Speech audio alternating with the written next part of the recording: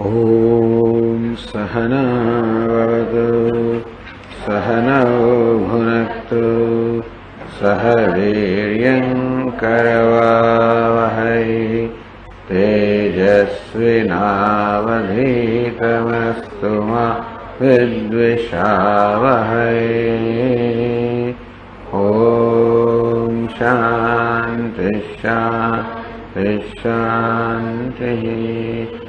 ॐ पूर्णमदः पूर्णमिदं पूर्णात् पूर्णमुदच्यते पूर्णस्य पूर्णमादाय पूर्णमेवावशिष्यते। ॐ शान्ति शान्ति शान्तिः। श्रुतिस्मृतिपुराणानाम् आलयं करुणालयं नमामि भगवत्पादं शङ्करं लोकशङ्करं शङ्करं शङ्कराचार्यं केशवं बादरायणं सूत्रभाष्यकृतौ वन्दे भगवन्तौ पुनः पुनः। ईश्वरो गुरुरात्मेति मूर्तिभेदविभागिने व्योमवद्व्याप्तदेहाय दक्षिणामूर्तये नमः। नमः श्री शंकरानंद गुरुपादाम्बुजन्मने सविलास महामोह ग्राहग्रासैक कर्मणे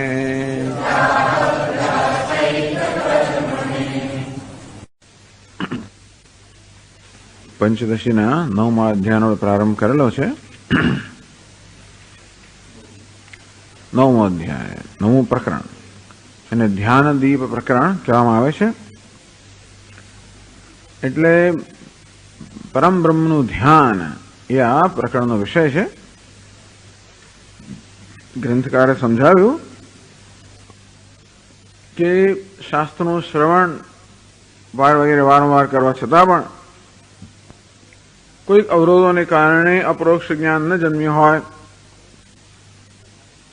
અપરોક્ષ જ્ઞાન મોક્ષનું સાધન છે અને શ્રવણ શાસ્ત્રનું કરવા છતાં પણ અપરોક્ષ જ્ઞાન ન જન્મ્યું હોય તો એ નિર્ગુણ કે નિર્વિશેષ બ્રહ્મની ઉપાસના પણ કરી શકાય. આપણો સામાન્ય ખ્યાલ એવો છે કે ઉપાસના હંમેશા સગુણ કે સવિશેષની જ થાય, તો કે નહીં, એ નિર્વિશેષ બ્રહ્મની ઉપાસના પણ કરી શકાય.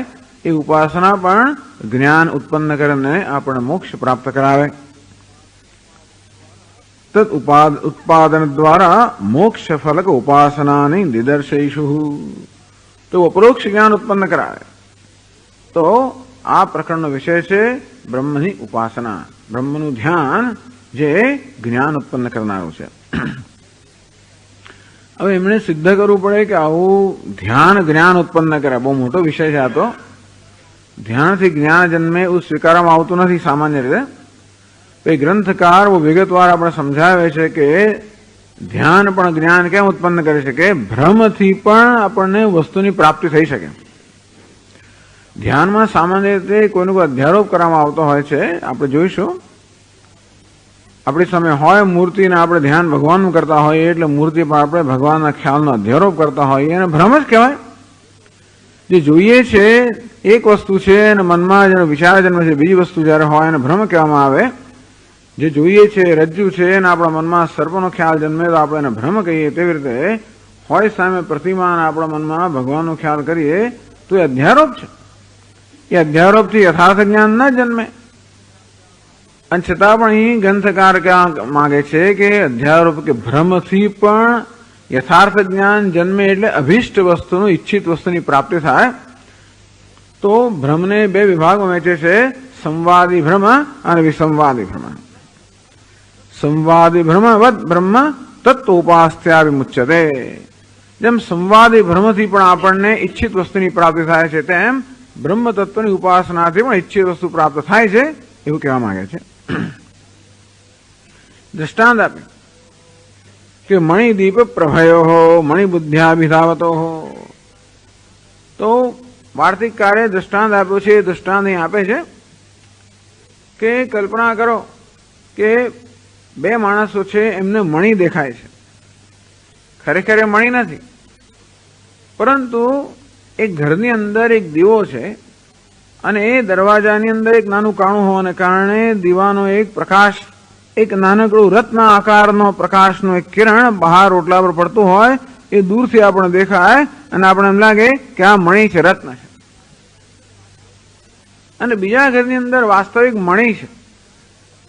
એ મણિના પ્રકાશને કારણે પણ દરવાજાના એવા કાણામાંથી બહાર એવી જ જાતનો રત્ન આકારનો એક વર્તુળ પ્રકાશ પડતો હોય. તો બંને પ્રકાશ જ છે, પણ એક દીવાનો પ્રકાશ છે જે રત્ન જેવો દૂરથી દેખાય છે, બીજો મણિનો પ્રકાશ છે જે પણ દૂરથી રત્ન જેવો દેખાય છે. બેમાંથી કે રત્ન તો નથી. એ પ્રકાશમાં રત્નની ભ્રાંતિ થઈ અને બે માણસો એને રત્ન માનીને લેવા માટે દોડતા હોય. દૂરે પ્રભા દ્વયમ દૃષ્ટવા, આ દૂરથી આ બે પ્રકારની પ્રભા જોઈને મણિબુદ્ધ્યા અભિધાવતો. એ મણિ છે એ પ્રકારની બુદ્ધિથી, મણિ છે એ પ્રકારના ભ્રમથી, ખ્યાલથી એ બે માણસો એ બે પ્રકાશ તરફ દોડે છે. પ્રભાયા મણિબુદ્ધિસ્તુ મિથ્યા જ્ઞાનમ દ્વયો અપી. આ બંનેનું જ્ઞાન મિથ્યા છે. કોઈએ મણિ જોયો નથી, પણ પ્રભાની અંદર મણિના પ્રકાશમાં મણિબુદ્ધિ થાય છે. એકને દીવાના પ્રકાશમાં મણિબુદ્ધિ થઈ એ ભ્રમ છે, બીજાને મણિના પ્રકાશમાં મણિબુદ્ધિ થઈ એ પણ ભ્રમ છે. આ બંનેનો ભ્રમ તો સરખો જ, બંનેનો ભ્રમ જ છે. છતાંય ન લભ્યતે મણિ દીપ પ્રભામ પ્રત્યભિધાવતા. પ્રભાયામ ધાવતા અવશ્યમ લભ્યેતૈવ મણિર્મણે. તો દીવાની પ્રકાશ છે, દીવાની પ્રભા જે આ મણિનો ભ્રમ ઉત્પન્ન કરે છે એની તરફ દોડનારને મણિ પ્રાપ્ત થતો નથી. જ્યારે મણિની પ્રભા જે મણિનો ભ્રમ ઉત્પન્ન કરે છે એની તરફ દોડનારને મણિ પ્રાપ્ત થાય છે. છે તો મણિની પ્રભા, જોયું ક્યાંથી આવે છે. એટલે આપણને ત્યાં ગયા પછી ખબર કે આ તો પ્રકાશ છે. જોયું કે પ્રકાશ ક્યાંથી આવે છે. એક જણ તો દીવામાંથી આવે છે, નિરાશ થઈ ગયો. બીજાએ પણ જોયું કે આ પ્રકાશ જ છે, પણ ક્યાંથી આવે છે, જોયું તો મણિમાંથી આવે છે, એને મણિ પ્રાપ્ત થયો. આમ ભ્રમ તો બંનેનો છે, છતાં પણ એક ભ્રમ દ્વારા ઈચ્છિત વસ્તુની પ્રાપ્તિ થઈ, બીજા ભ્રમ દ્વારા ઈચ્છિત વસ્તુની પ્રાપ્તિ થતી નથી. અર્થક્રિયામ પ્રતિ. આમ મણિ બુદ્ધિમાંથી મણિ પ્રાપ્ત થવું એટલે અર્થક્રિયા, એના નામ પ્રમાણે આપણને એની વસ્તુની પ્રાપ્તિ થતી, એનો ગુણ હોવો, જ્યારે એકમાં નથી. એટલે છઠ્ઠા શ્લોક કહ્યું દીપ પ્રભા મણિર્ભ્રાંતિર વિસંવાદી ભ્રમસ્મૃત. મણિપ્રભા મણિભ્રાંતિ સંવાદી ભ્રમ ઉચ્ચતે. તો આ દીવાના પ્રકાશની અંદર મણિની ભ્રાંતિ થવું એને વિસંવાદી ભ્રમ કહ્યો, કારણ કે એ દ્વારા આપણને ઈચ્છિત વસ્તુની પ્રાપ્તિ થતી નથી. પણ મણિના પ્રકાશમાં મણિનો ભ્રમ થયો એને એ પણ ભ્રમ છે, સંવાદી ભ્રમ કહેવામાં આવ્યો, કારણ કે એ દ્વારા આપણને ઈચ્છિત વસ્તુની પ્રાપ્તિ થાય છે. આમ પ્રત્યક્ષ જ્ઞાનમાં સંવાદી ભ્રમ અને વિસંવાદી ભ્રમ એવો દ્રષ્ટાંત આપવામાં આવ્યા. અનુમાનના અને શાસ્ત્રના વિષયમાં પણ આવા દ્રષ્ટાંતો છે. 7મા શ્લોકમાં કહ્યું બાષ્પમ ધૂમતયા બુદ્ધ્વા તત્રાંગારાનુમાનતઃ વન્નિ યદૃચ્છ્યાલબ્ધ સ સંવાદી ભ્રમમતઃ. સામાન્ય રીતે આપણે અનુમાન કરીએ કે જ્યાં આગળ ધુમાડો છે ત્યાં અગ્નિ હોવો જોઈએ. તો દૂરથી આપણે ધુમાડો દેખાય તો અનુમાન કરે અગ્નિ હે. આપણે અગ્નિ જોઈતો હતો, જો ધુમાડો હોય ત્યાં જઈએ તો આપણે અગ્નિ પ્રાપ્ત થાય. થયું એવું કે ખરેખર ત્યાં વરાળ છે, એક જગ્યાએ વરાળ છે, પણ દૂરથી એ ધુમાડા જેવી દેખાય છે. આ માણસને વરાળમાં ધુમાડાનો ભ્રમ છે. એને ધુમાડો માનીને અગ્નિની શોધ માટે ત્યાં ગયો અને યદૃત છે, બસ ઈશ્વર ઈચ્છાથી અગ્નિ પ્રાપ્ત પણ થઈ ગયો એને. એ ખરેખર તો એને ખરેખર વરાળ જોઈ અને ધુમાડાનો ભ્રમ થયો, એટલે અગ્નિ ન હોવો જોઈએ, પણ નસીબ જોયું કે અગ્નિ ત્યાં હતો વળી. અને એની યદૃત છે, આ નસીબ જોયું કે અગ્નિ પ્રાપ્ત થયો. આ ભ્રમ છે, પણ કેવો ભ્રમ છે? સંવાદી ભ્રમ, કારણ કે એ અભિષ્ટ વસ્તુની એને પ્રાપ્તિ કરાવી. 8મા શ્લોકમાં કહ્યું તેવી રીતે આગમ વિષય પીતમ દર્શયતી. ગોદાવરીદકમ ગંગોદકમ મત્વા વિશુદ્ધે સંપ્રોક્ષ શુદ્ધિમાપનોતિ સસંવાદી ભ્રમો મત. હવે હતું ગોદાવરીનું જળ કશાકની અંદર, એની એમ કે ગંગાજળ છે, એમ માને પોતામાં છાંટે છે કે હું પવિત્ર થયો. આ થયો ખરો એટલા માટે ગોદાવરીનું જળમાં પવિત્ર કરનારું છે નસીબ જોગે. એના નસીબે એ ગોદાવરીનું જળ નીકળ્યું. જેને ગંગાજળ માનતો હતો એ ગંગાજળ નહોતો મળે, ભ્રમ તો હતો જ, છતાં પણ એ ગોદાવરીનું જળમાં પવિત્ર કરનાર હોવાને કારણે એણે જયારે પ્રોક્ષણ કર્યું ત્યારે પવિત્ર થયો. એટલે અભિષ્ટ ફળની પ્રાપ્તિ થઈ માટે એ ભ્રમને પણ સંવાદી ભ્રમ કહેવામાં આવે. ભ્રમ છે પણ છતાંય એ ભ્રમથી પ્રેરાય જે કરવામાં આવે એ દ્વારા આપણને ઈચ્છિત વસ્તુની પ્રાપ્તિ થાય તો એ ભ્રમને સંવાદી ભ્રમ કહેવામાં આવે છે. તો આગળ 9મા શ્લોકમાં કહે છે, એક બીજું ઉદાહરણ આપે છે શાસ્ત્રનું. જ્વરેણાપ્ત સન્નિપાતમ ભ્રાંત્યા નારાયણમ સ્મરન મૃત સ્વર્ગમવાપ્નોતિ સસંવાદિ ભ્રમો મતઃ.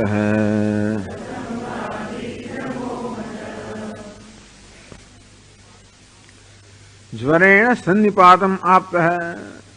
એટલો તાવ મરવા પડે છે માણસ, એટલો તાવ ચડી ગયો છે મગજ પર કે પછી સન્નિપાત કરે છે, બસ બડબડાટ કરે છે, એને ખબર નથી બડબડાટ કરી રહ્યો છે. પણ ભ્રાંત્યા નારાયણ, બડબડાટ શેનો કરવાનો કોઈ નિયમ તો હોતો નથી, તો કોઈક રીતે માણસ બડબડ નારાયણ નારાયણ નારાયણ એવું બડબડાટ કરી રહ્યો છે. એ માણસ જયારે નારાયણ નારાયણ એવી રીતે પેલા જ્વરને કારણે સન્નિપાતમાં બડબડા કરતો હોય તો એને જ્ઞાન તો નથી કે ઇદમ નારાયણ સ્મરણમ મમ સ્વર્ગ સાધનમ. આ મરતી વખતે નારાયણનું સ્મરણ થાય તો મને સ્વર્ગ પ્રાપ્ત થાય એવું કઈ જ્ઞાન એને છે નહીં. એ નારાયણનું નામ લઈ રહ્યો છે પરંતુ નારાયણના નામનો જે પ્રભાવ છે એ પ્રભાવનું જ્ઞાન નથી. એટલું જ નહીં પરંતુ એ તો નારાયણનું નામ લઈ રહ્યો છે, પોતાના પુત્રનું નામ લઈ રહ્યો છે. અજામિલનું દ્રષ્ટાંત આપ્યું. આકૃષ્ય પુત્ર ભગવાન યદ અજામિલોપી નારાયણે તે મ્રિયમાણ યાય મુક્તિમ ઇતિ. ભગવાન અજામિલોપી પાપી, અજામિલ કેવો છે? પાપી છે, કોઈ દિવસ સ્વર્ગ પ્રાપ્ત ના થાય. તો કે એના કારતૂત એવા હતા કે નરક બહુ લાંબો સમય પ્રાપ્ત થવું જોઈએ, એ સ્વર્ગ પ્રાપ્ત થાય જ નહીં. ભગવાન પુત્રમ આકૃષ્ય, મરતી વખતે એ જે નામ બોલતો હતો એ તો નારાયણ નારાયણ બોલતો હતો, એ પોતાના પુત્રનું નામ બોલતો હતો. અને તેથી આ નારાયણ ભગવાનનું નામ છે એવું જ્ઞાન નથી. યથાર્થ જ્ઞાન હોય ત્યાં ભ્રમ ના હોઈ શકે. યથાર્થ જ્ઞાનના અભાવમાં આપણે ભ્રમ જન્મે. આમ સામે જે પડેલો પદાર્થ રજ્જુ છે એવું જ્ઞાન હોય તો ત્યાં ભ્રમ ના જન્મે, પણ એ રજ્જુ છે એવું જ્ઞાન ન હોવાને કારણે સર્પનો ભ્રમ જન્મે. તેમાં નારાયણ નામ છે એ ભગવાનનું નામ છે, અને નારાયણ એ ભગવાનના નામના સ્મરણથી મને સ્વર્ગ પ્રાપ્ત થશે એવું કઈ જ્ઞાન એને નથી. એ તો ખરેખર બોલા પુત્રને બોલાવી રહ્યો છે. આમ નારાયણ ભગવાનનું નામ છે એવું એને ખબર નથી, એ તો પુત્રનું નામ જ બોલાવી રહ્યો છે. છતાં નારાયણ નારાયણ બોલે તો છે. આકૃષ્ય પુત્રમ, પોતાના પુત્રને બોલાવી રહ્યો છે. નારાયણેથી આકૃષ્ય, હે નારાયણ હે નારાયણ એ પ્રકારે મરતી વખતે પુત્રને બોલાવે છે. મ્રિયમાણ ઈયાય મુક્તિમ, અને આ પ્રકારે મરી ગયો જે અજામિલ એ મુક્તિને પ્રાપ્ત થયો. પાપી હોવા છતાં પણ એ મુક્ત બની ગયો. હરિર હરદિ પાપાની દુષ્ટ ચિત્તૈરપી સ્મૃત. આ હરિનો ધર્મ છે, દરેક વસ્તુ પોતાના ધર્મનું પાલન કરે. આમ ઝેર આપણે જાણીએ કે ન જાણીએ લઈએ તો એની અસર થવાની જ. તેવી રીતે કોઈ સારી અમૃત પણ આપણે જાણીએ કે ન જાણીએ પી જઈએ તો એની અસર થવાની જ. આમ આપણે જાણીએ કે ન જાણીએ વસ્તુ પોતાના સ્વભાવ પ્રમાણે વર્તતી હોય છે. અને તેથી આપણા જાણવા ન જાણે એટલે આપણે તો આ ઝેર નથી, ખબર નથી કે આ શું છે, એને કઈ વસ્તુ બીજી વસ્તુ માનીને પી ગયા, દૂધ માનીને પી ગયા, એમાં પેલી ગરોળી પડેલી છે, ઝેરી દૂધ છે, ખબર નથી, તો એ ઝેર પોતાનું કામ કરવાનું જ છે. કોઈ કારણસર અમૃત આપણા હાથમાં આવી ગયું ને આપણે તરસ્યા થયા હોય, ખબર નહીં કે આ શું છે, એને કોઈ સોફ્ટ ડ્રિંક એવું માનીને પી જઈએ તો પણ એની અસર થવાની જ છે. તો તેવી રીતે હરિનું નામ આપણે જાણીએ કે ન જાણીએ, હરિ હરદિ પાપાની, આ હરિનો સ્વભાવ છે કે પાપ હરી લે. હરે રામ રામ રામ હરે હરે આમ બોલીએ આપણે તો તો ભગવાન બોલાવી રહ્યા છે ને, હે રામ હે રામ, હે હરિ હે હરિ. અરે બોલાવવાથી શું થાય? એને કહી તો આપણે કહેતા તો નથી કે ભાઈ તારે શું કરવું ભગવાન, તો કે નહીં નહીં, પણ હરિનો સ્વભાવ જ છે હરતિ પાપાને, બસ એ પાપને હરી રહે. આમ કૃષ્ણનો સ્વભાવ છે કે પોતાના ભક્તોના દુઃખ કે પાપને ખેંચી લે.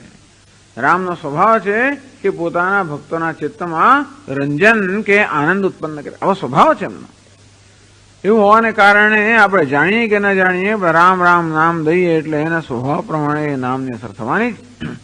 એવો નિયમ છે કે ભાઈ યમ યમ વ્યાપી સ્મરણ ભાવમ તેજત્યંતે કલેવરમ. ભરતી વખતે જે પ્રકારના ભાવથી કલેવર છોડે એ ભાવને પ્રાપ્ત કરે. અંતકાલે છે મામેવ સ્મરણ મુક્તવા કલેવરમ. અંતકાલે મારું સ્મરણ કરતા જે કલેવર છોડે છે એને મારો ભાવ પ્રાપ્ત થાય છે. તો એ તો નારાયણ નારાયણ કે ભગવાનનો ભાવ નથી, છતાં પણ એ ભગવાનનું નામ હોવાને કારણે એ જ ફળ પ્રાપ્ત થયું. ચૈદ્યાદિવત આ દુષ્ટ બધા શિશુપાલ, દંતવક્ત્ર, કંસ આ બધા ભગવાનનું નામ દે. એકી જાણીને એ તો દ્વેષથી લેતા હતા, ભયથી લેતા હતા, દ્વેષથી લેતા હતા, અને છતાં પણ ભગવાનના નામનો પ્રભાવ છે કે એ લોકોને મુક્તિ પ્રાપ્ત થઈ. એટલા કૃષ્ણ કૃષ્ણ કૃષ્ણ એ ભગવાનનું નામ છે. એવા કોઈ પ્રકારના જ્ઞાન વગર આ શિશુપાલ ભગવાનના નામને 1000 રોજ સહસ્ત્ર નામ બોલતો હતો. ભગવાનના 1000 ગાળો દે ભગવાનને શિશુપાલ, પણ ભગવાનનું નામ લે. એમ કરતા કરતા પણ એને મુક્તિ પ્રાપ્ત થઈ. ટૂંકમાં આપણને જ્ઞાન નથી કે આ ના આપણને મુક્તિ અપાવનારું છે એવું જ્ઞાન નથી, કે અજામેલ એ પણ જ્ઞાન નથી કે આ ભગવાનનું નામ છે, છતાં પણ ભગવાનનું નામ લેતા લેતા મર્યો તો મુક્તિને પ્રાપ્ત થયો. આ થયો સંવાદી ભ્રમ. આ ભ્રમ છે કારણ કે આ તો મારા પુત્રનું નામ છે. એ નારાયણનું નામને પુત્રનું નામ માને છે, અને એ નામથી પોતાને મુક્તિ પ્રાપ્ત, એ પણ એને જ્ઞાન નથી. અચ્છા, મુક્તિ પ્રાપ્ત થઈ. જ્વરેણ સન્નિપાતમ ભ્રાંત્યા નારાયણમ સ્મરણ મૃત સ્વર્ગમ વાપનોતી. આ પ્રકારે નારાયણનું સ્મરણ કરતા કરતા આ મરણ પામતો મનુષ્ય સ્વર્ગને પ્રાપ્ત કરે છે. સહ અત્રાપી નારાયણ નામન પુત્ર નામત્વ જ્ઞાનમ ભ્રાંતેવ. તો નારાયણ નામને પુત્રનું નામ માનવું એ ભ્રાંતિ જ છે, અને છતાં પણ આ ભ્રમ એને મુક્તિ પ્રાપ્ત કરવાનો નીવડ્યો. એને આપણે કહીએ સંવાદી ભ્રમ. શાસ્ત્રનું દ્રષ્ટાંત આપ્યું.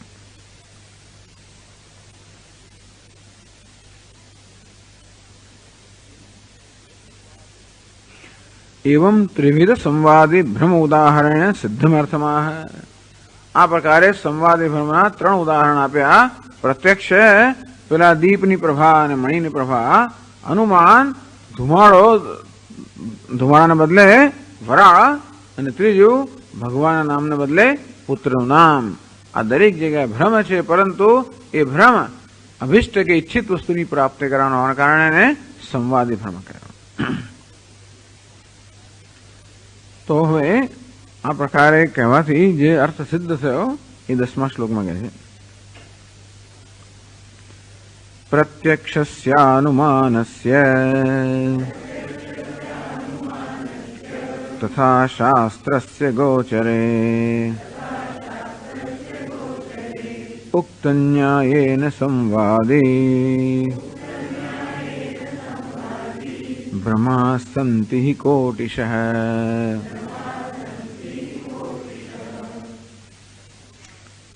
પ્રત્યક્ષસ્ય અનુમાનસ્ય તથા શાસ્ત્રસ્ય ગોચરે. આ પ્રત્યક્ષ, અનુમાન અને શાસ્ત્ર ઉક્ત ન્યાયને આગળ જે બધા દૃષ્ટાંત આપવામાં આવ્યા એ દૃષ્ટાંત પ્રમાણે કોટિશઃ સંવાદી ભ્રમા સંતિ. આવા તો બધા સંવાદી ભ્રમના કરોડો દૃષ્ટાંત આપણને પ્રાપ્ત થાય. થતું હોય છે ઘણી વાર. આપણે માની કે તો મારો મિત્ર જેવો મિત્ર છે, અને મિત્ર નીકળે ઘણી વાર, એવું થઈ જતું હોય છે. અને તેથી આવા ભ્રમમાંથી પણ આપણને ખરી વસ્તુ પ્રાપ્ત થાય એવું ઘણી વાર બનતું હોય છે. ટૂંકમાં આવા કરોડો બધા સંવાદી ભ્રમ દૃષ્ટાંત હોય છે. માટે સંવાદી ભ્રમ નામની વસ્તુ છે. આ બધા શ્લોકમાં વસ્તુ શું સિદ્ધ થઈ કે આપણા જીવનમાં સંવાદી ભ્રમ નામની વસ્તુ છે. બ્રહ્મસૂત્રના પ્રારંભની અંદર શંકરાચાર્ય બોલાવું ભાષ્ય રચીને એવું સિદ્ધ કર્યું કે આપણા જીવનમાં ભ્રમ નામની વસ્તુ ભ્રમ છે. અધ્યાસ કે ભ્રમ છે. ચાલો, એ તો થઈ ગયું. પણ આ ગ્રંથકાર આ બધા શ્લોકોમાં જણાવે છે કે ભ્રમ તો ખરો પણ સંવાદી ભ્રમ છે, એવું પણ છે. તો ભ્રમ બે પ્રકારના છે, વિસંવાદી ભ્રમ અને સંવાદી ભ્રમ. એક ભ્રમ એવો છે કે જે આપણને નિરાશ કરનારો છે, બીજો ભ્રમ એવો છે જે આપણને આપણા કાર્ય સફળ કરનારો છે. તો આવા ભ્રમને સંવાદી ભ્રમ કહે છે. આવા સંવાદી ભ્રમ નામની વસ્તુ જીવનમાં છે એ સિદ્ધ કર્યું પ્રત્યક્ષ અનુભવમાં, અનુમાનમાં અને શાસ્ત્ર પ્રમાણે પણ. કે અમે નથી સ્વીકારતા સંવાદી ભ્રમને. ધારો કે ના આવું આટલું કહ્યા છતાં ન સ્વીકારે તો વિપક્ષે બાધક પ્રદર્શન ઉક્તમર્થમ દ્રઢયતિ. ન સ્વીકારો તો શું એને કારણે શું દોષ થાય? એટલે તમે એવો આગ્રહ રાખો કે ના અમે તો ના સ્વીકારીએ તો બાધક પ્રદર્શન. તો બાધક બતાવે છે. બાધક એટલે કે એને કારણે શું મુશ્કેલી નડે એ મુશ્કેલી બતાવે છે, દોષ બતાવે છે અને દ્રઢ કરે છે કે નહીં સંવાદી ભ્રમ છે. એટલું જ નહીં પરંતુ સંવાદી ભ્રમનો ઉપયોગ કરવામાં આવે છે શાસ્ત્રમાં પણ. સંવાદી ભ્રમ નામની વસ્તુ છે અને જોડે જોડે એનો ઉપયોગ પણ થતો હોય છે. એમ 11મા શ્લોકમાં બતાવે છે. અન્યથા મૃત્તિકા દારૂ શિલાસ્યુર્દેવતા કથમ અગ્નિત્વાદિધ્યોપાસ્યાઃ કથમ વાયોષિદાદયઃ.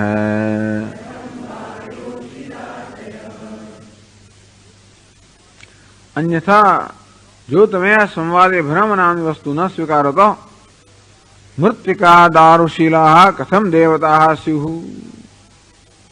માટેની શિલા, માટેની મૂર્તિ બનાવવામાં આવે, લાકડાની મૂર્તિ બનાવવામાં આવે, પથ્થરની મૂર્તિ બનાવવામાં આવે.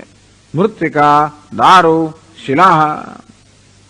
આપણે તો રોજ પૂજા કરીએ છીએ. પંચધાતુની મૂર્તિ હોય, મંદિરમાં પથ્થરની મૂર્તિ હોય, ક્યારેક લાકડાની પણ મૂર્તિ હોય છે. ત્યાં શ્રીનાથજીનું મંદિર બનાવ્યું ત્યાં આગળ અહીંયા અમેરિકાની અંદર તો લાકડાનું આખું એમાં કોતરણી કરીને શ્રીનાથજીની કોતરણી કરીને મોકલી આપવામાં આવ્યું. એની પણ પૂજા થતી હોય. એટલે ભગવાન જ છે એ રીતે તો લોકો આવે અને પ્રણામ કરતા હોય, ગીતો ગાતા હોય, ભજન કરતા હોય, ભાવપૂર્વક બધું અર્પણ કરતા હોય. એમ કે પથ્થરથી તે લાકડાને અર્પણ કરે છે, ભગવાનને અર્પણ કરે છે. આપણે હાર વગેરે ચડાવીએ, આ બધું કરીએ એ કે પથ્થર નથી કરતા, ભગવાનને કરીએ છીએ. લાલાની લોકો સેવા કરે રોજના કલાકો સુધી કઈ પંચધાતુની સેવા કરે છે, ભગવાનની કરે છે. તો કેવી રીતે એને દેવતા કેવી બની શકે? જો એટલે ખરેખર તો એ આપણી સમક્ષ જે છે એ વૈજ્ઞાનિક દ્રષ્ટિએ જોવા જઈએ કે તાત્વિક દ્રષ્ટિએ જોવા જઈએ તો માત્ર પથ્થર છે કે માટી છે કે લાકડું છે. લોકો માટીમાં પણ ત્યાં આગળ પેલા પાર્થિવ લિંગ બનાવતા હોય છે ને એ માટીમાંથી જ બનાવે, પછી એની પૂજા કરે. એની પૂજા તો બહુ વળી વિશેષ અસરકારક છે. તો એ બધું માટી ને પથ્થર ને લાકડા ને ધાતુ ને આ બધું હોય એમાં આપણે ખરેખર ભગવાનની ભાવના કરીએ છીએ ને એ ભ્રમ જ છે ને. દેખાય છે માટી અને આપણા મનમાં ખ્યાલ શું છે? ભગવાન. દેખાય છે રજ્જુ અને મનમાં ખ્યાલ જન્મે સર્પ, એને કહેવાય ભ્રમ. આપણા મનમાં જે ખ્યાલ જન્મે એ વસ્તુને અનુરૂપ ના હોય તો આપણે ભ્રમ કહીએ. તો હોય આપણી સમક્ષ રજ્જુ અને મનમાં જન્મે ખ્યાલ સર્પનો તો આપણે ભ્રમ કહીએ. તેવી રીતે મારી સમક્ષ પથ્થર છે અને ખ્યાલ જન્મ્યો દેવતાનો, એનો અર્થ ભ્રમ થયો. પણ એ ભ્રમ આપણને દેવતાને પ્રાપ્ત કરાવે છે. ટૂંકમાં એ ભ્રમને કારણે દેવતાનો અનુગ્રહ પ્રાપ્ત થાય છે. એ પ્રકારની ભાવનાથી આપણે ભગવાનની આરાધના કરીએ તો ભગવાનનો અનુગ્રહ પ્રાપ્ત થાય, ભગવાને પ્રાપ્ત થાય. ભગવાન દર્શ્ય ઓ શ્રીનાથજી આવો જો તમે તો શ્રીનાથજી પણ પ્રાપ્ત થાય. લોકો છબીની ઉપાસના કરતા હોય. બધે ઘણી જગ્યાએ તો ચિત્રજી જ હોય છે, છબી એને સરસ શણગારને પણ છતાંય એ ભક્ત લોકોને ભગવાન એમને ધામમાં લઈ જાય. સ્વામિનારાયણ ભગવાન ધામમાં લઈ જાય આવે. કયા સ્વામિનારાયણ ભગવાન? ચિત્રના કે જે કેમ હોય. તો આ રીતે એ ભ્રમ જ છે. ખરેખર સામે આપણી સમક્ષ શું છે? કચકડું છે કે કાગળ છે, છતાં પણ એ ભ્રમ છે અને એણે એનું કામ કર્યું ભગવાનના ધામમાં લઈ જવાનું. એ કેવો છે? સંવાદી ભ્રમ. એટલે સંવાદી ભ્રમ ન સ્વીકારી તો કોઈ પ્રકારની ઉપાસના શક્ય જ ના બને. નિકૃષ્ટ વસ્તુની उत्कृष्ट वस्तुआरोप उपासना। कोई अत्यंत तुच्छ वस्तुમાં हीन वस्तुમાં કોઈ મહાન વસ્તુનો આરોપ કરો એને એ ઉપાસના માટે પ્રકારનો આરોપ કરવામાં આવતો હોય।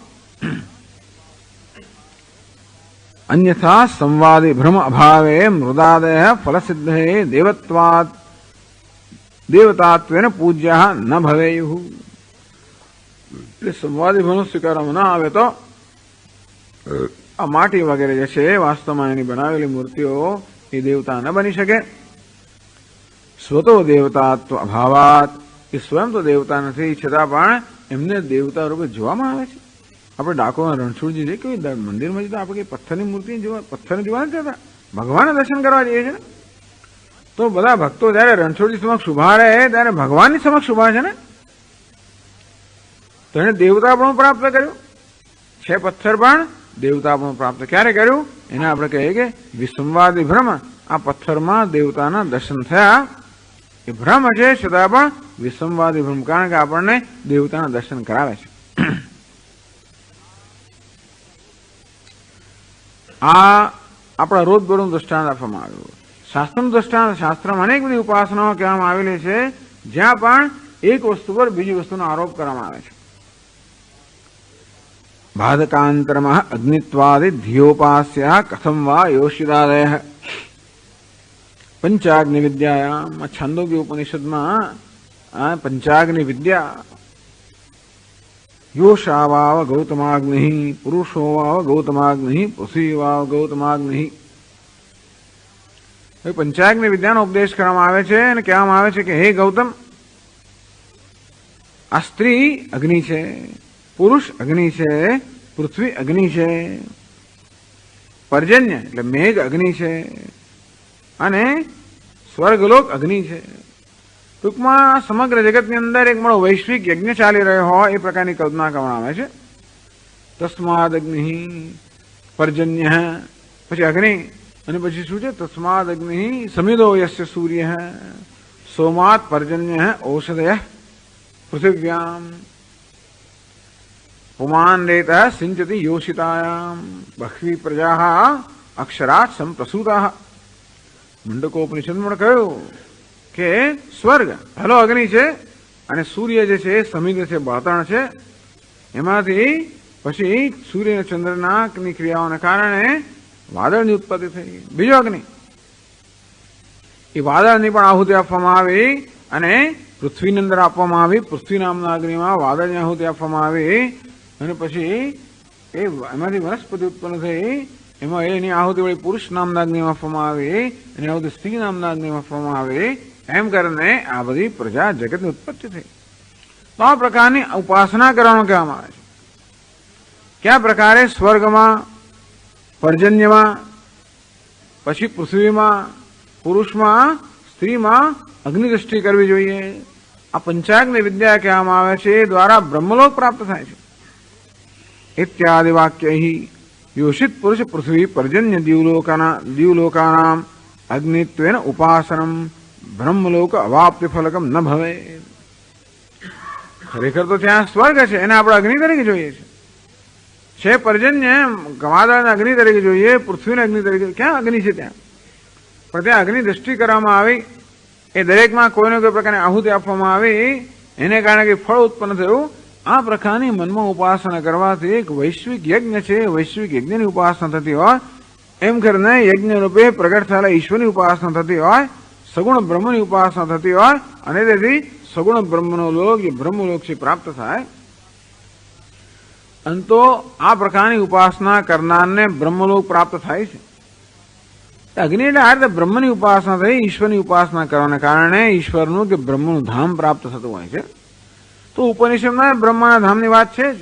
અહીં આપણે શ્રીનાથજીનું ધામ હોય કે પછી શ્રીજી બાવાનું હોય કે પછી શ્રીજી મહારાજનું હોય, જે ધામ હોય તેવી રીતે ઉપનિષદમાં બ્રહ્મલોક વગેરેની વાત છે, પણ બ્રહ્મનું ધામ તો હિરણ્ય ગર્ભનું ધામ છે।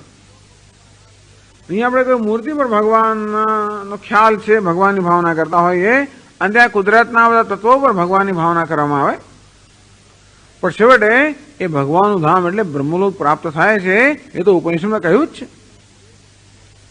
અંતેથી જે દેખાય છે એ વસ્તુ એક છે, જેની ભાવના કરે છે બીજી છે, એનો અર્થ એ તો કે ભ્રમ છે. પરંતુ એ પ્રકારે ભ્રમનું સેવન કરવાથી પણ આપણને ઈચ્છિત ફળ અર્થાત બ્રહ્મલોક પ્રાપ્ત થાય એ બતાવે છે કે એવો છે સંવાદી ભ્રમ.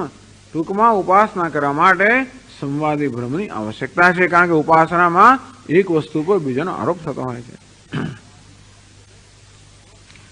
અગ્નિત્વાદિ આદિપદે ને મનોબ્રહ્મેત્યુપાસિત, તો મનોબ્રહ્મ ઉપાસિત, આ મન બ્રહ્મ છે એ પ્રકારની ઉપાસના કરવી જોઈએ. મનમાં બ્રહ્મની ઉપાસના કરવી જોઈએ. આ મન બ્રહ્મ છે, ઈશ્વર છે. ટૂંકમાં હંમેશા ઉપાસના કરવા માટે કોઈ સાદૃશ્ય કે કોઈ પ્રકારની તુલના કે સરખાપણું હોવું જોઈએ. મૂર્તિમાં પણ ગમે તે મૂર્તિમાં કૃષ્ણની આરાધના ન કરીએ, પણ કૃષ્ણના આકાર જેમાં અંકિત કરવામાં આવે છે એ પ્રકારની પ્રતિમામાં કે આપણે છબીમાં ભગવાનની ભાવના કરીએ એટલે કંઈક સાદૃશ્ય છે ખરું. અંતે રીતે આ મન અને બ્રહ્મમાં પણ કંઈક સાદૃશ્ય છે, કારણ કે મન પણ સર્વવ્યાપી છે, મન પણ સર્વત્ર વ્યાપ્ત થઈ શકતું હોય છે. આ બધા કારણે મનને પણ બ્રહ્મ રૂપે ગણવામાં આવે. અથવા આદિત્યો બ્રહ્મ ઇતિ આદેશ, આ સૂર્ય છે બ્રહ્મ છે એ પ્રકારનો ઉપદેશ કરવામાં આવે છે.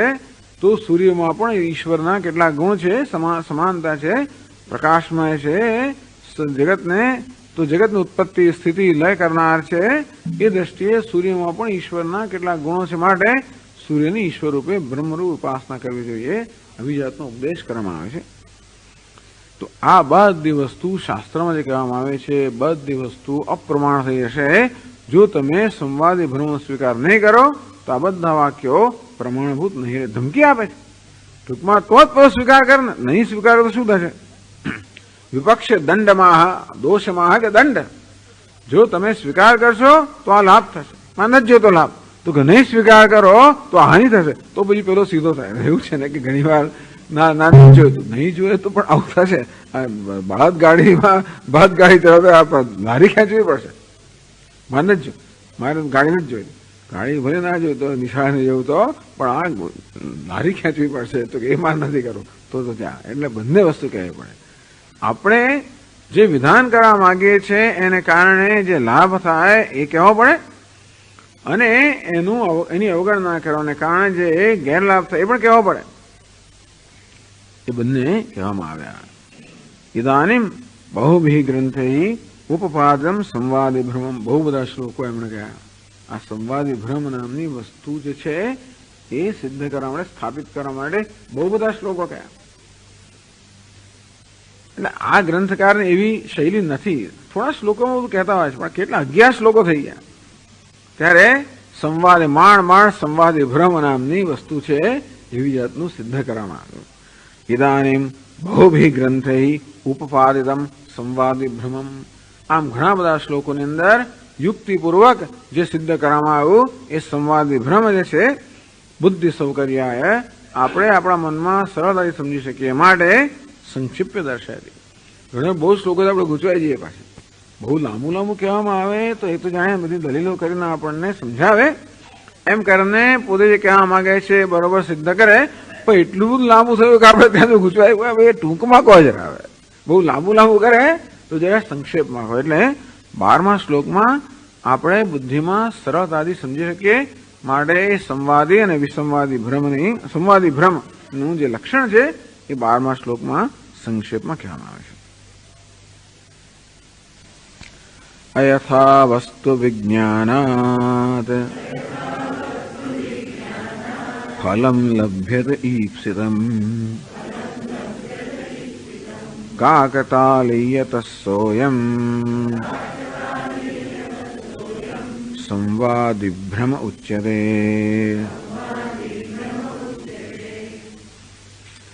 અયથા વસ્તુ વિજ્ઞાનાત વિહિતાદ અવિહિતાદ વા યસ્માત અયથા વસ્તુ વિજ્ઞાનાત. જાણે કે અજાણે અયથા વસ્તુ વિજ્ઞાન. યથા વસ્તુ વિજ્ઞાન એટલે વસ્તુ જેવી છે તે પ્રકારનું જ્ઞાન થયું. અયથા વસ્તુ વિજ્ઞાન અર્થાત વસ્તુ છે એના કરતા જુદા પ્રકારનું જ્ઞાન થયું, વિપરીત જ્ઞાન થયું, ભ્રમ થયો. ઈપ્સિતમ ફલમ લભ્યતે કાકતાલીયતઃ. એટલે ખરેખર તો આપણે પ્રાપ્ત ન થવું જોઈએ. ખરેખર તો આપણે પેલી પ્રભા એટલે કે પ્રકાશની અંદર મણીનો ભ્રમ થાય તો મણી પ્રાપ્ત ન થવો જોઈએ, કે ધુમાડામાં આપણને વરાળામાં ધુમાડાનો ભ્રમ થયો હોય તો આપણે અગ્નિ પ્રાપ્ત ન થવો જોઈએ.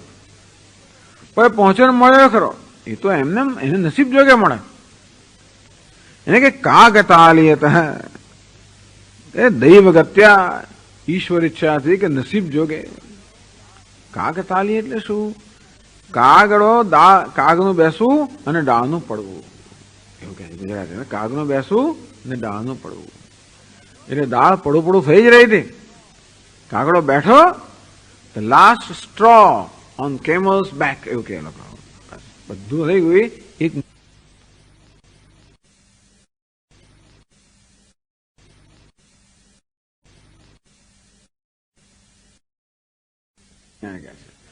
અથવા તાલી એક બીજું પણ સમજાવે છે ને, કાગે તાલી ન્યાય એટલે શું? આ માણસ આમ તાળી પાડતો હતો એમને જ અને કાગડો પકડાઈ ગયો, એવું પણ એક છે. કાગે તાલી ન્યાય, તાળી પાડતો હતો અને કાગડો પકડાઈ ગયો, એને પણ કાગે તાલી ન્યાય કહે છે. અથવા બીજું પણ કહે છે કે તાડના વૃક્ષ પર પેલું તાડનું ફળ હોય અને આપણે તાળ જોઈતું હોય, તાડનું ફળ, કે કાગડો બેઠો અને તાળનું ફળ પડ્યું અને મને એ ફળ ખાવા મળ્યું.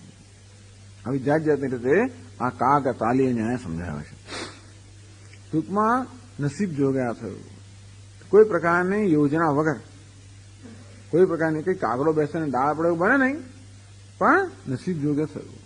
કાગડો બેસીને તાળનું ફળ પડે એવું પણ ના બને, નસીબ જોગે થયું.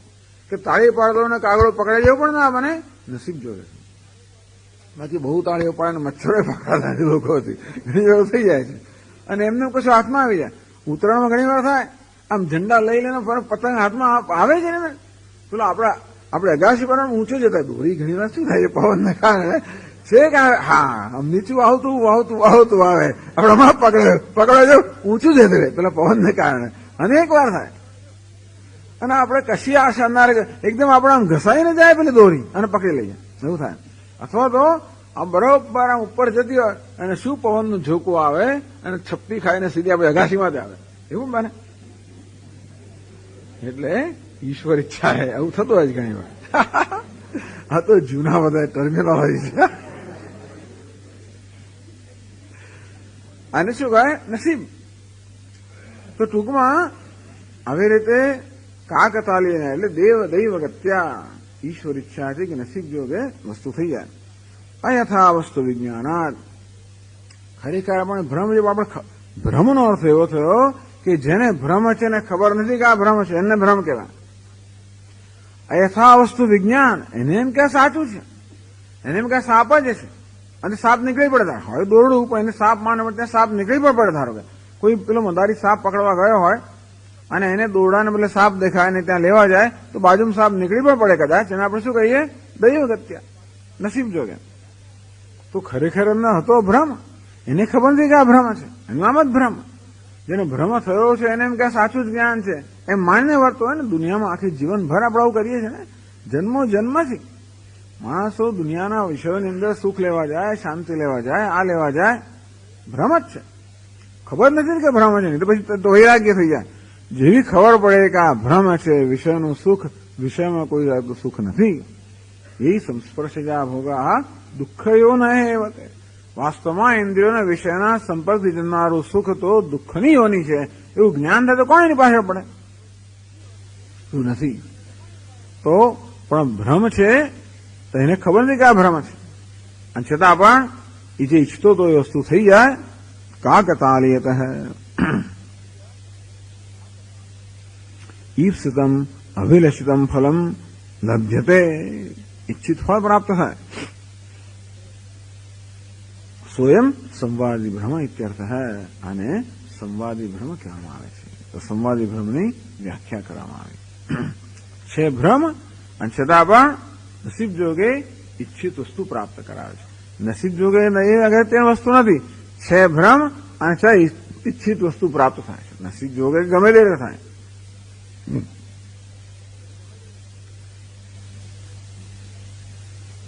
નનુ બ્રહ્મોપાસનસ્ય અયથા વસ્તુ વિષયસ્ય કથમ સમ્યક જ્ઞાન સાધ્યમ મુક્તિફલ પ્રતત્વમ ઇતિ આશંક્ય સંવાદી ભ્રમત્વત એવ ઇતિ આહ. ચાલો, આ તો તમે સંવાદી ભ્રમ તો સમજાવ્યો, પરંતુ હવે આપણે જો વિષય તો બ્રહ્મની ઉપાસના, બ્રહ્મ ઉપાસનસ્ય, બ્રહ્મની ઉપાસના તમે કરો. એ ઉપાસના કેવી છે પોતે કહેશે. હું બ્રહ્મ છું એ પ્રકારની ઉપાસના, એવી કલ્પના. એક તો હું બ્રહ્મ છું એવું જ્ઞાન, અને બીજું હું બ્રહ્મ છું એ પ્રકારની કલ્પના. તો જ્ઞાન તો મને છે નહીં કે હું બ્રહ્મ છું, આ છતાં ક્યાં કરું છું. બ્રહ્મ ઉપાસનસ્ય અયથા વસ્તુ વિષયસ્ય. તો બ્રહ્મની ઉપાસના જે વિષય છે એ તો બ્રહ્મ નથી, અને છતાં એટલે કે અત્યારે આત્મા બ્રહ્મ છે એ પ્રકારની હું કલ્પના કરું છું. આત્મા મારે માટે જે બ્રહ્મ નથી. અંતે એથી અયથા વસ્તુ વિજ્ઞાન, અયથા વસ્તુ વિજ્ઞાન ટૂંકમાં એ મારું કે હું બ્રહ્મ છું એ પ્રકારનું જ્ઞાન છે જે ભ્રમ છે. તો કથમ સમ્યક જ્ઞાન સાધ્ય મુક્તિ ફલપ્રદત્વ. તો આવો ભ્રમ જે છે આપણે મોક્ષ કેમ પ્રાપ્ત કરાવે. મોક્ષ ક્યારે પ્રાપ્ત થાય? આપણે યથાર્થ જ્ઞાન એટલે બ્રહ્મનું આત્મ સ્વરૂપ જ્ઞાન થાય તો જ મોક્ષ પ્રાપ્ત થાય. એવું જ્ઞાન પ્રાપ્ત થયું નથી અને આવી ઉપાસના હું કરતો હોઉં તો કેવી રીતે મને મોક્ષ પ્રાપ્ત કરાવે? એવો પ્રશ્ન થયો. તો ઉત્તર આવે છે સંવાદી ભ્રમવત એવા. જેમ સંવાદી ભ્રમ પ્રાપ્ત કરાવે તેમ આપ પ્રાપ્ત કરાવે છે. એ 13મા શ્લોકમાં કહે છે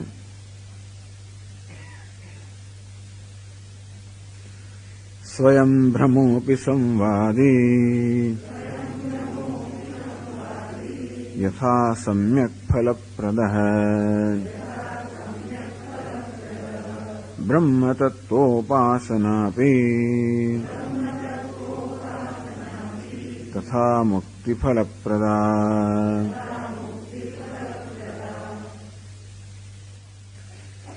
સ્વયં ભ્રમોપી સંવાદી. આ જે સંવાદી ભ્રમ છે સ્વયં ભ્રમ હોવા છતાં પણ યથા સમ્યક ફલપ્રદ આગળ બતાવવામાં આવ્યું તેમ આ સંવાદી ભ્રમ ભ્રમ જ છે, અને છતાં પણ સમ્યક અર્થાત ઇચ્છિત ફળ પ્રદાન કરાવનારો છે. તથા તેવી રીતે બ્રહ્મ તત્વ ઉપાસના આપી. આ બ્રહ્મ તત્વની ઉપાસના પણ અર્થાત જેમાં બ્રહ્મનું આરોપ કરવામાં આવે વસ્તુ બ્રહ્મ નથી, અને છતાં પણ મુક્તિ ફલપ્રદા એ મુક્તિફળ પ્રાપ્ત કરાવનારી છે. જેમ પ્રતિમાની અંદર વિષ્ણુ કે દેવતાનો આરોપ કરવાને કારણે આપણને એ દેવતાનો લોક પ્રાપ્ત થાય. યાંત દેવવ્રતા દેવાન પિતૃન્યાંતિ પિતૃવ્રતા. આમ દેવતાનું વ્રત અર્થાત દેવતાઓની ભાવના જાળવવાથી દેવતાનો લોક પ્રાપ્ત થાય. એ ભાવના જાળવી છે આપણે કોઈ પ્રતિમા વગેરેની અંદર, છતાં પણ એ ભ્રમ આપણને જેમ ઈચ્છિત ફળ પ્રાપ્ત કરાવનારો છે તેવી રીતે આત્મામાં બ્રહ્મની ભાવના કરીએ આપણે કે જગતમાં બ્રહ્મની ભાવના કરીએ તો એ પ્રકારની ભાવના પણ આપણને ઈચ્છિત ફળ પ્રદાન કરનારી હોવાને કારણે મુક્તિ ફળ પ્રદાન એટલે જ્ઞાન જન્માવીને એ પણ સમ્યક જ્ઞાન જન્માવીને આપણને એટલે અપરોક્ષ જ્ઞાન જન્માવીને આપણને મુક્તિ ફળ પ્રદાન કરનારી હોવાને કારણે એ ઉપાસના પણ સંવાદી ભ્રમની જેમ ઉપાસના પણ આપણને મુક્તિરૂપી ફળ પ્રદાન કરી શકે. બસ આ સંવાદી ભ્રમ તો દૃષ્ટાંત થયું. ભ્રમ પણ કેવી રીતે આપણને ઈચ્છિત વસ્તુ પ્રાપ્ત કરાવે એ બતાવ્યું. તો જેમ આ ભ્રમ ઈચ્છિત વસ્તુ પ્રાપ્ત કરાવે છે, ભ્રમ હોવા છતાં પણ યથાર્થ જ્ઞાન ન હોવા છતાં પણ તે ઉપાસના પણ યથાર્થ જ્ઞાન ન હોવા છતાં પણ ઈચ્છિત વસ્તુ પ્રાપ્ત કરાવે. એટલે કહ્યું ને અયથા વસ્તુ વિશેષ્ય. તો ભ્રમ કેવો છે? અયથા વસ્તુ વિજ્ઞાન છે. વસ્તુ છે એના કરતા જુદા પ્રકારનું જ્ઞાન છે, એટલે વિપરીત જ્ઞાન છે. અંતે રીતે બ્રહ્મના વિષયનું વિપરીત જ્ઞાન કે હું બ્રહ્મ છું જ્ઞાન નથી, છતાં પણ એ પ્રકારની કલ્પના એ પ્રકારની ભાવના પણ આપણને અપરોક્ષ જ્ઞાન જન્માવીને મુક્તિ પ્રદાન કરે છે એવું આ ગ્રંથકારનું અહીં કહેવું છે.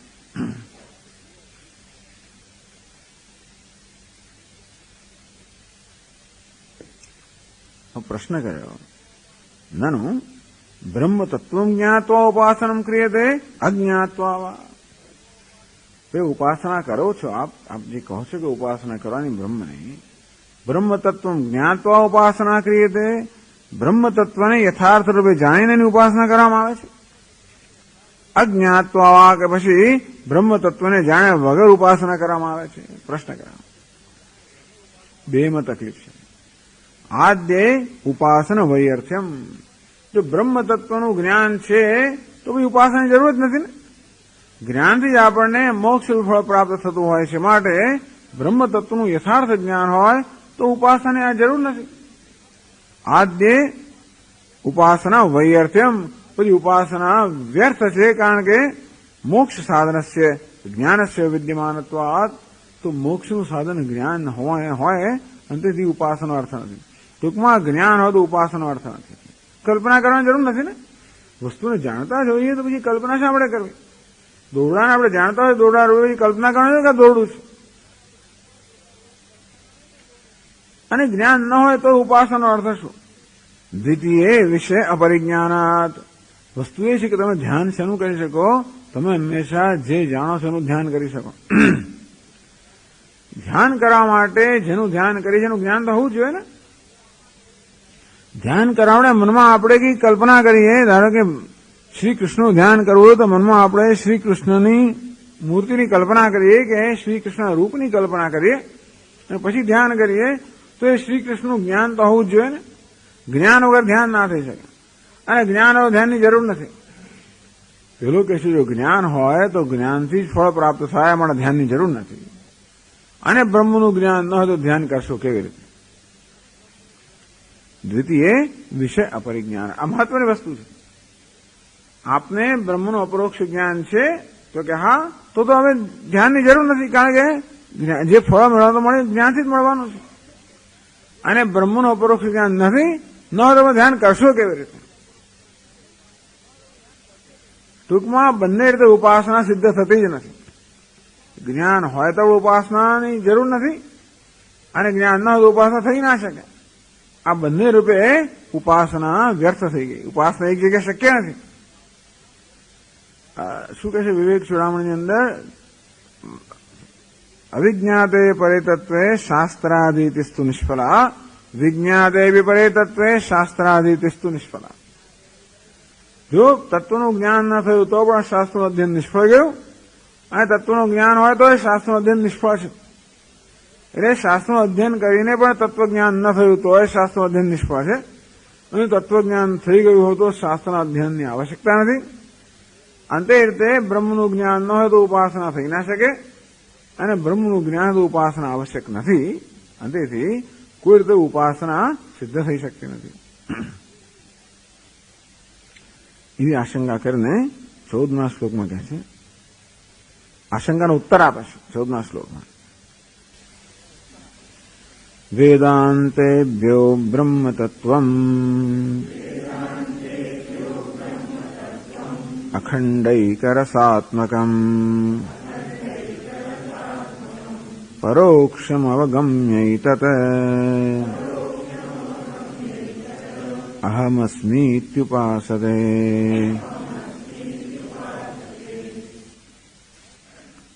તો કે નહીં, જ્ઞાન છે ખરું અને નથી ખરું.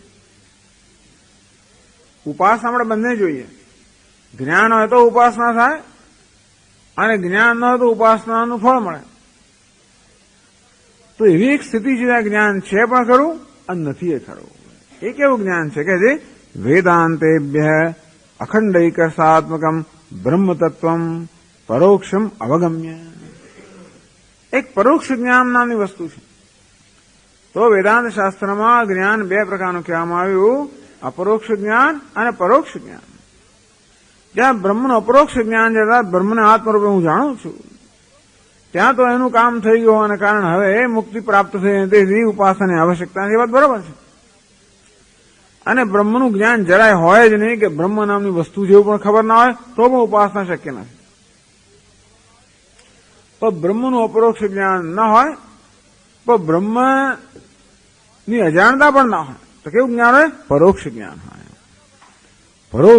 પરોક્ષમ અવગમ્ય અહમસ્મીતિ ઉપાસતે. તો શાસ્ત્રનું શ્રવણ કર્યા પછી મને આ પ્રકારની સમજ પડી બુદ્ધિમાં કે વાત તો બરોબર છે. ભલે અત્યારે મારો અનુભવ એવો હોય કે હું જીવાત્મા છું, છતાં પણ અનુભવ ભ્રમ છે. અને વાસ્તવમાં હુંનું સ્વરૂપ તો બ્રહ્મ જ છે, આ પ્રકારનો આપણા મનમાં નિશ્ચય થાય. કેવો નિશ્ચય થયો? બુદ્ધિના સ્તરે નિશ્ચય થયો. અંતેથી હવે મને એવી કોઈ શંકા નથી. એટલે બ્રહ્મ નથી, બ્રહ્મ છે એ તો મને ખાતરી થઈ ગઈ. બ્રહ્મ છું હજી એ ખાતરી થઈ નથી. બ્રહ્મ છે એ ખાતરી થઈ ગઈ. આ જગત છે માટે જગતનું કારણ હોવું જ જોઈએ. કારણ વગર કાર્ય ન સંભવી શકે, માટે જગતનું કારણ બ્રહ્મ છે. વૃક્ષ છે માટે વૃક્ષનું મૂળ હોવું જોઈએ.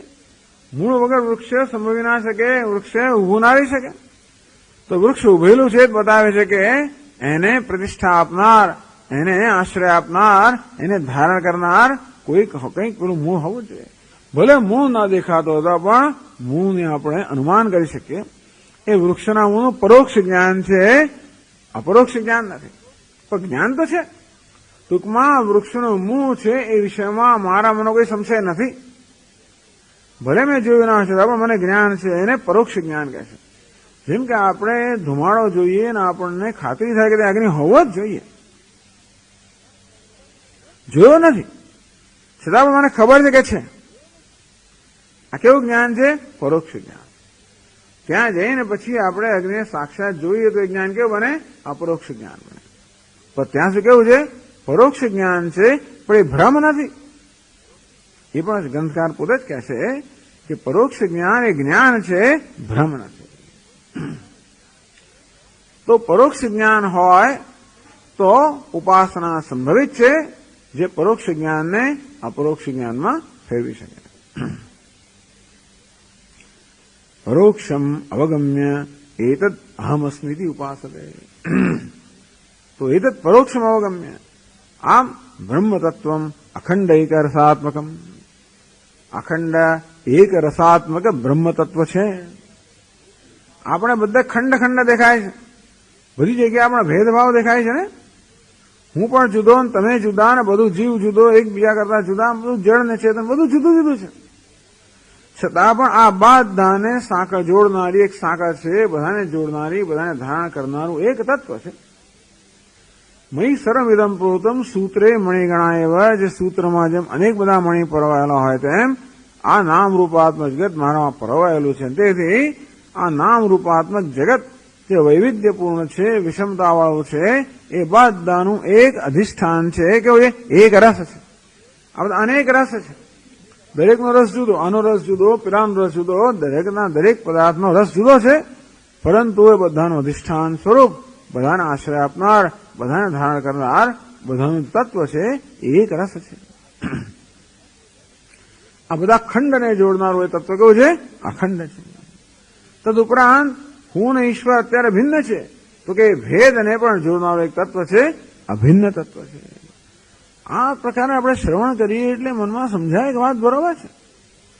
ભલે આપણને ઇન્દ્રિયો વગેરેથી અનેકતા દેખાતો હોય છતાં પણ એ અનેકતાને ધારણ કરનાર એક તત્વ છે. એ પ્રકારની આપણે ખાતરી બુદ્ધિમાં થાય તો અહમ અસ્મિ અને બ્રહ્મ હું જ હોવો જોઈએ. વાસ્તવમાં અસ્થિ ભાતિ પ્રિય એ તત્વ છે.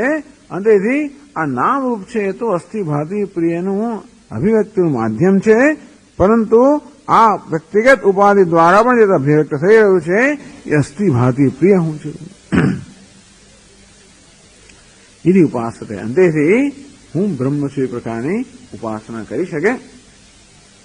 અયમ અભિપ્રાય બ્રહ્માત્મૈકત્વ અપરોક્ષ જ્ઞાનસ્ય મોક્ષ સાધનસ્ય અનુત્પન્નત્વાદ.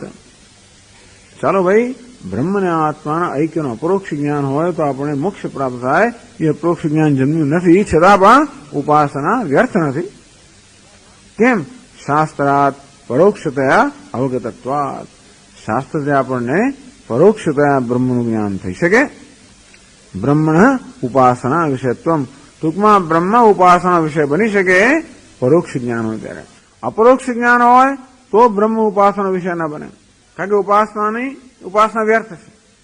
જરા પણ જ્ઞાન ન હોય તો પણ બ્રહ્મ ઉપાસના વિષય ન બને, કારણ કે આપણે કોની ઉપાસના, કોની આરાધના કરીએ, કોનું ધ્યાન કરીએ. અંતેથી આ પરોક્ષ જ્ઞાન એટલે કેવું? જ્ઞાન નથી અને છે. અપરોક્ષ જ્ઞાન નથી અને જો જડે અજ્ઞાન પણ નથી, પરોક્ષ જ્ઞાન છે. આમ બ્રહ્મનું પરોક્ષ જ્ઞાન હોઈ શકે. એવું હોવાને કારણે બ્રહ્મ ઉપાસનાનો કે ધ્યાનનો વિષય બની શકે અને આ રીતે બ્રહ્મની ઉપાસના પણ સિદ્ધ થઈ. બ્રહ્મની ઉપાસના પણ એની યોગ્યતા બતાવી કે બ્રહ્મ ઉપાસનાનો વિષય થઈ શકે.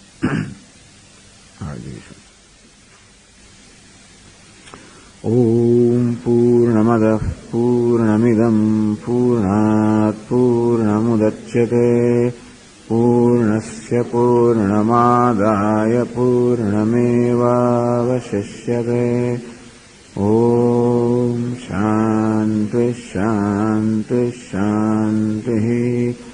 શંકરં શંકરાચાર્યં કેશવં બાદરાયણં सूत्रभाष्यकृतौ वन्दे भगवन्तौ पुनः पुनः.